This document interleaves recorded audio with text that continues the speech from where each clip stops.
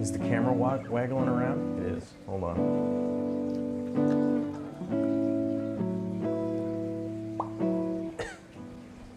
Hey Internet, how you doing?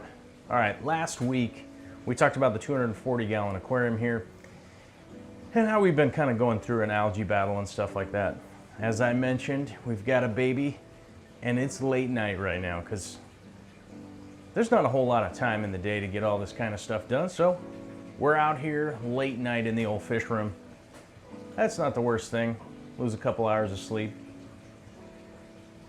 That's not important, right? Sleep? Okay, well, either way. Things are coming along, but we've definitely got a lot of plants to trim now. This Ludwigia is completely out of control. The Pogostemon is out of control. The pearlweed is nuts. The stargrass is crazy. So we might as well get it done right now, because now's the time to get it done. Everybody else is asleep, so now you can go ahead and start trimming and get things kind of cleared up. I need to make some space and everything so that we can continue with the same process of allowing the plants to grow, kind of catch up, beat out the algae over time. Trimming the plants is very important for this process. If you were just to allow the plants to continue to grow, we end up with spaces in here that are opportunistic for algae and, you know, unsightly aquarium things to be going on. You know, growing algae, we got blackbeard algae or hair algae or whatever. You know, typically in the shaded areas and stuff like that, it's kind of where it's going to be showing up, and we don't want that. We want to make sure that all the light we're putting into the aquarium is going to the plants. They're going to continue growing, and over time we just work our way back into having a real healthy system. Now, I did hit on something during the live streams last week that I am not exactly 100% happy with the substrate in this aquarium, and I'm kind of at a coin flip situation right now, maybe voting in my head exactly of what my plan is. I'm considering redoing this aquarium just to get the substrate out and kind of restart. A lot of the substrates that's in this aquarium were reused from other aquariums and stuff like that. This was a reef tank at one point in time. You know, I try to think, maybe that was like 5 years ago or something like that. This was a reef tank, and when it came time to set it up as a planet tank, I just kind of used all my excess leftover substrates and a couple new bags and stuff like that to sort of amend it. That's not a bad strategy, but the unfortunate side is that I have such a mix going on in here that the bad side of the strategy is I kind of have to keep making, you know, kind of, I guess really what it boils down to, it comes to, I'm making moves with the tank that I'm not exactly would do if I had it set up in a very specific way. Like if I had it set up just as a biotope, you know, I could, you know, really kind of change my fertilizers. I could change certain things if I really wanted to.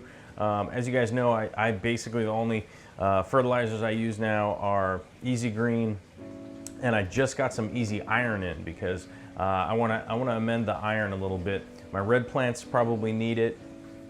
Well, let's just put it this way. All plants do need a little bit of iron. So that's one of the things that are kind of being overutilized in this aquarium. You can see all of the Ludwigia and everything's starting to get to that point where it's starting to utilize iron.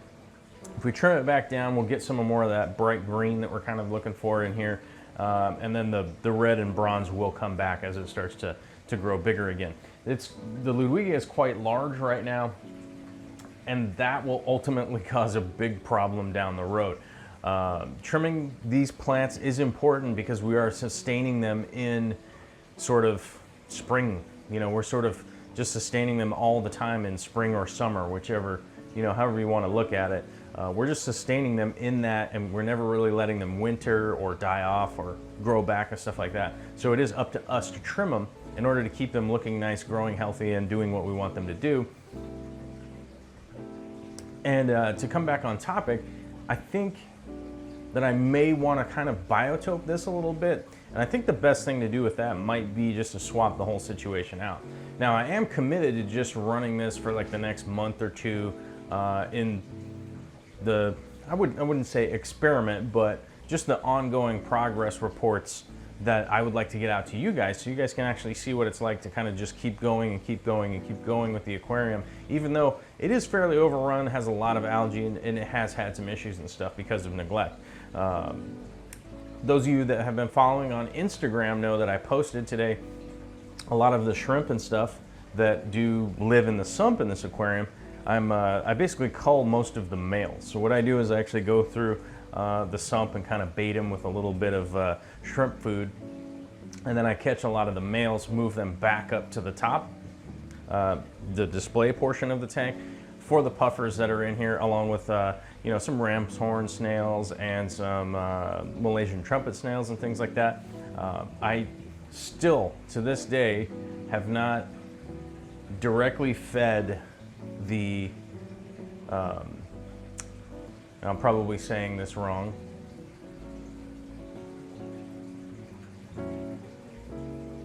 Hold on, I heard a weird noise. The Shotodenti puffers, I've not fed them any kind of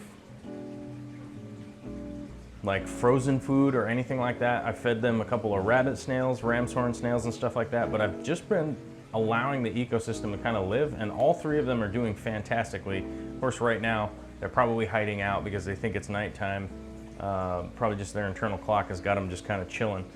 Although I did see two of them earlier, which means the third one's just probably lurking somewhere, sneaking around doing sneaky stuff. But overall, let's get our trimming done, and then maybe I'll talk to you about everything that we got coming out of here.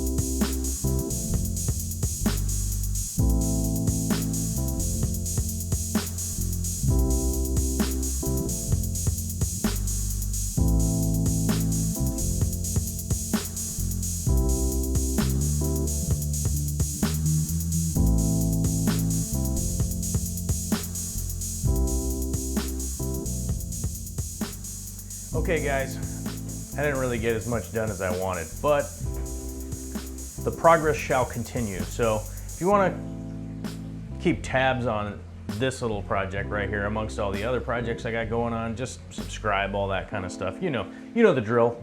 The thumbs up and all that nonsense. Okay, either way, we're done for today because I got to get back in and take care of my family. Here's the plants from today. Big giant pile of plants.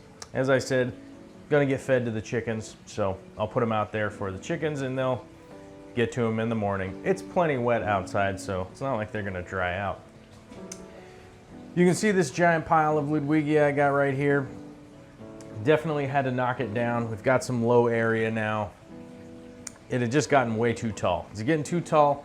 Starts to bush out, starts to send aerial roots, just kind of looks funky, you know what I mean? So I have to knock it down and that'll grow back up. As you can see, I left this area up here that is much the height as it was before. A lot of that stuff's hitting close to 20 inches and up right up at the top of the water, 24 inches. So gives you a little bit of an idea. This is a 240 gallon aquarium, and I do have to trim plants a lot in order to keep things in shape in here. And I would highly recommend that to anybody out there. Trim your plants. It's probably the most important thing to keep them growing healthy and looking nice. A lot of times you can trim the top of the plant and pull the root base and replant the top and keep going that route, and that will help out quite a bit if you're trying to make your tank a little more aesthetically pleasing. Health-wise, this tank is doing great. I get No ammonia. The only nitrate I get in it is from, you know, the fertilizer that I add to it. As you guys know, I'm always having to add fertilizer constantly because the plants are pulling it out, the filtration's pulling it out, all that stuff. So the fish are doing great. We do have less rummy nose in here, and one of the big problems is I started running out of swimming area for the rummy nose to kind of school up. So as you can see, they're all pushed towards the front of the glass. Like over here, they're all kind of scattered around and stuff. And it is technically nighttime for them, so they're a little bit confused as to why the lights are on. But they're overall doing pretty well. We have some that ended up in the sump, and there's quite a few that just persistently end up swimming and living over in the overflow. So that's why you don't see like the full 200 that are in here all the time. But as I kind of clear out swimming space and stuff like that, they'll start to school back up a little bit better. But other than that, this tank is doing great and it's moving right along. So like I said, if you want to keep tabs on this progress, whatever's going on, maybe you learn something, maybe you don't, I don't know. If you got a question, throw it down there and I'll do my best to answer it. All right, later.